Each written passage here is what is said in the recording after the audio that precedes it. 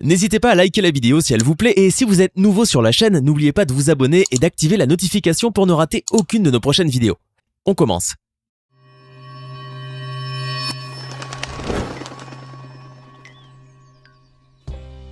Bonjour et bienvenue à tous. Les jeux vidéo d'aujourd'hui se distinguent par leur réalisme époustouflant et la multitude de modes de jeu, allant de la course automobile au duel grandiose au sabre laser. Mais si les jeux vidéo ont pu bénéficier des énormes avancées technologiques des années 1990 et 2000, ils ont aussi perdu leur caractère de passe-temps amusant pour devenir de véritables addictions virtuelles, source d'émotions fortes mais aussi de frustration.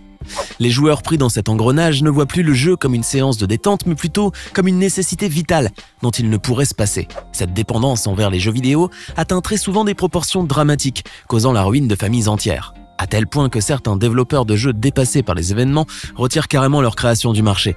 Comme ce fut le cas pour le fameux Flappy Bird. Ce jeu était si addictif que son créateur, pris de remords et grandement inquiet pour la santé des joueurs et leur bien-être, retira son jeu du Play Store et de l'App Store, malgré le fait qu'il lui ramenait des revenus énormes. Les jeux vidéo peuvent ainsi se retourner contre leur créateur, mais bien souvent, ce sont les joueurs qui sont les plus gros perdants. Alors installez-vous bien confortablement car aujourd'hui nous allons découvrir les 6 jeux vidéo qui ont ruiné la vie de leur créateur et surtout de leurs utilisateurs. On commence. En septembre 2017, le jeu Fortnite se voit doté d'un mode Battle Royale et devient rapidement l'un des jeux vidéo les plus populaires au monde, provoquant des émules chez les joueurs de toutes les nationalités. Mais les battles épiques de Fortnite se sont révélées ultra addictives, à tel point que beaucoup de joueurs y passaient tout leur temps au détriment de leurs heures de travail et de leur famille. Une situation qui s'avère désastreuse dans les pays à forte concentration de joueurs, comme l'Angleterre, où Fortnite est devenu un véritable fléau social qui a fait se désagréger des foyers et rompre les liens les plus sacrés. En effet, le site de divorce britannique Divorce Online a indiqué que Fortnite serait à l'origine de 5% des 4665 demandes reçues en 2018, soit pratiquement 200 couples qui ont mentionné le jeu Fortnite Battle Royale comme motif du divorce. Ces chiffres, déjà bien loin d'être anodins, sont bien partis pour suivre une tendance haussière puisque Epic Games, le développeur du jeu, annonça en 2019 que Fortnite comptait 250 millions de joueurs actifs. À titre de comparaison, World of Warcraft, qui fut le jeu multijoueur le plus populaire des années 2000, cumulait près de 12 millions d'inscrits actifs au plus haut de sa forme.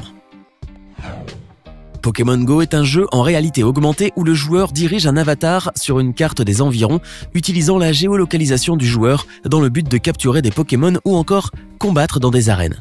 Quelques jours à peine après sa sortie, Pokémon Go était devenu un véritable phénomène de société et on pouvait voir des dresseurs de Pokémon se déplacer dans les rues, les yeux rivés à leur smartphone. Et c'est justement là où le bas blesse, car dans la rue on ne sait jamais sur qui on va tomber et beaucoup de joueurs vont se faire de bien mauvaises rencontres. Ainsi, dans l'état du Missouri aux États-Unis, une bande de malfaiteurs avait trouvé le moyen de placer des fausses balises signalant la présence de Pokémon pour attirer les joueurs et les détrousser de leurs biens sous la menace d'un pistolet. 11 victimes âgées de 16 à 18 ans se sont ainsi faites prendre au piège et ont été détroussées de leur téléphone, portefeuille et de leur argent liquide. Ce fait divers n'est pas sans rappeler un autre, où cette fois l'agression fut filmée et diffusée en direct sur Twitch. Un jeune New-Yorkais avait en effet entrepris de faire une balade nocturne à Central Park dans le but d'attraper quelques Pokémon, mais au lieu de Pikachu, c'est sur un bandit qu'il va tomber. Ce dernier va sortir de la pénombre et dérober le téléphone du jeune dresseur de Pokémon avant de s'enfuir, loin de se douter du live en cours sur Twitch qui avait tout enregistré. Le jeune homme s'est remis de cette agression, mais son addiction pour le jeu est si grande qu'il avait déclaré à l'époque son intention de revenir dans la course aux Pokémon dès qu'il s'achèterait un nouveau smartphone. Les jeux vidéo et le bureau ne font pas bon ménage, et Edward Anthony Greenwood IV, un ancien employé du gouvernement de la ville de New York, l'a appris à ses dépens. Grand amateur du jeu, Greenwood avait toujours une fenêtre du solitaire ouverte sur son PC, avec une partie en cours bien entendu. Bien mal lui en prit, car lors d'une visite du maire de New York au bureau d'Albany, où Greenwood travaillait comme assistant, ce dernier avait laissé l'écran de son ordinateur allumé, avec bien évidemment la fameuse fenêtre verte du jeu, reconnaissable entre mille. Pendant que le maire posait pour des photos avec des employés, il aperçut le moniteur de Greenwood avec le solitaire bien en évidence, mais ne pit pas mot. Sa réaction allait se manifester 2 semaines plus tard, et d'une manière beaucoup plus grave pour Greenwood, puisqu'il fut licencié très exactement 15 jours plus tard, mettant fin à une carrière de 6 ans sans recevoir ni indemnité de licenciement, ni préavis. Mais s'il a perdu son emploi, Greenwood a conservé son addiction au solitaire, qu'il pratique d'ailleurs plus souvent maintenant qu'il a du temps libre à rallonge. Avant de continuer, il est temps de répondre à la question du jour. Écoutez bien. Quel est le jeu vidéo le plus vendu au monde? Est-ce option A, Super Mario Bros, option B, FIFA 2018 ou enfin option C, Minecraft? Réfléchissez bien et écrivez ce que vous pensez être la bonne réponse dans les commentaires. Réponse tout à l'heure, avant la fin de la vidéo. L'infidélité chez les couples mariés, qu'elle soit réelle ou carrément virtuelle, est une des causes majeures du divorce dans le monde. C'est le cas de David Pollard, 40 ans, et Amy Taylor, 28 ans, des Anglais qui se sont rencontrés via un forum de discussion de Yahoo il y a 5 ans, puis qui se sont mariés. Mais si c'est grâce au net qu'ils se sont retrouvés et se sont unis pour le meilleur et pour le pire, c'est aussi à cause du net qu'ils ont fini par se séparer. La femme a en effet demandé le divorce au motif de comportements déraisonnables après que son mari l'a trompée virtuellement. Elle aurait ainsi surpris l'avatar de son mari en pleine besogne avec un autre avatar qui gagne sa vie en se prostituant virtuellement sur le jeu Second Life. Cet univers 3D est à la fois un jeu et un réseau social qui possède une économie propre basée sur une monnaie virtuelle, le dollar Linden, et où tout est quasiment possible de faire pour un joueur, comme dans la vraie vie. L'univers virtuel de Second Life est donc un refuge qui attire les joueurs de tous bords désirant combler leurs fantasmes, puisque le sexe y est omniprésent.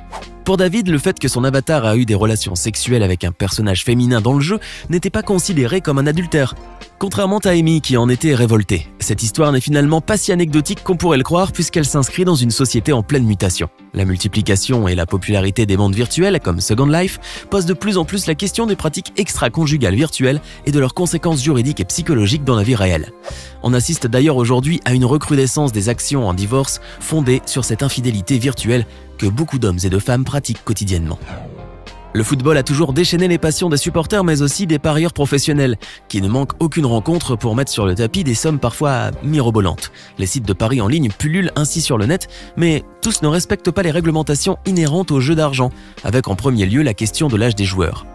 Le site, appelé Foot Galaxy, a ainsi permis à tous ceux qui jouaient au mode de jeu extrêmement populaire du jeu vidéo FIFA, Ultimate Team, de miser leur monnaie gagnée dans le jeu sur des matchs de sport traditionnels, quel que soit leur âge et en l'absence de licence de jeu.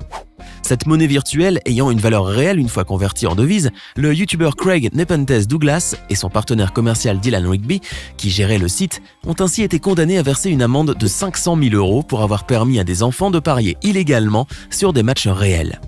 Ces derniers auraient même été incités à le faire via les pubs de Douglas sur sa chaîne YouTube qui comptait tout de même plus d'1 million d'abonnés. En grande partie de jeunes enfants amateurs de FIFA. Suite à cette affaire qui a fait beaucoup de bruit, l'éditeur du fameux jeu, Electronic Arts, a supprimé des dizaines de milliers de comptes pour achat et vente de pièces en dehors du jeu pour tenter de juguler cette pratique de paris illégaux et de revente sur des sites du marché noir. À noter aussi que FIFA n'est pas le seul jeu mis en cause dans de telles pratiques, puisqu'une enquête aurait révélé que le marché noir des devises virtuelles dans le seul jeu de Counter-Strike, Global Offensive, pouvait avoir plus de 7 milliards de dollars. Flappy Bird était un jeu mobile qui s'est imposé en l'espace de quelques jours seulement après sa sortie en 2013 comme l'un des jeux les plus populaires, se positionnant fin janvier 2014 comme l'application la plus téléchargée de l'App Store. Le principe du jeu est simpliste à souhait. Il faut faire voler un oiseau entre des tuyaux verts et veiller à ce qu'il ne rencontre aucun obstacle. Mais malgré la simplicité apparente du gameplay, le jeu s'est révélé très difficile et a frustré de nombreux joueurs qui en sont devenus totalement accros. Mais alors que le jeu explose le nombre de téléchargements et que son créateur, le Vietnamien Dong Nguyen, percevait plus de 50 000 $ de revenus journaliers, Flappy Bird est subitement retiré des plateformes de téléchargement. Beaucoup de personnes ont cru au départ que les multiples accusations de plagiat à l'encontre de Dong ont eu raison de lui. Ce dernier était en effet pointé du doigt pour avoir, ainsi dire, copié l'idée et les graphismes de plusieurs jeux qui existaient avant lui. Telle l'application Pew Pew contre les cactus, effectivement très ressemblante avec Flappy Bird. Mais la réalité autour du retrait du célèbre Piaf du Play Store et de l'App Store est tout autre. Dong Nguyen a avoué plus tôt et contre toute attente que l'application qui a fait son succès et sa richesse lui avait gâché la vie. Outre les critiques acerbes des utilisateurs et leurs commentaires au vitriol sur la difficulté du jeu, Dong a aussi dû composer aussi avec le danger que pouvait représenter Flappy Bird par son côté hautement addictif. Les joueurs étaient tellement pris dans le jeu qu'ils en oubliaient tout, et du fait de son extrême difficulté, ils étaient coincés dans un cercle vicieux où ils perdaient et renouvelaient sans cesse les parties, toujours en quête de plus haut score. Devant tant de pression, Dong finit par craquer et par tuer sa poule aux œufs d'or, ayant fini par comprendre que le phénomène Flappy Bird avait échappé à son contrôle. Toutefois, bien que le jeu n'existe plus officiellement, de petits malins ayant conservé l'application sur leur vieux téléphone n'hésitent pas à en faire commerce, moyennant de coquettes sommes sur des sites comme eBay. Alors, que pensez-vous de ces jeux vidéo responsables de la ruine de leurs utilisateurs? Lequel d'entre eux vous a le plus impressionné? Donnez-nous votre sentiment dans les commentaires. Sinon, c'est bien Minecraft qui est le jeu vidéo le plus vendu au monde, avec plus de 176 millions d'exemplaires écoulés à travers toute la planète. J'espère que vous avez été nombreux à trouver la bonne réponse.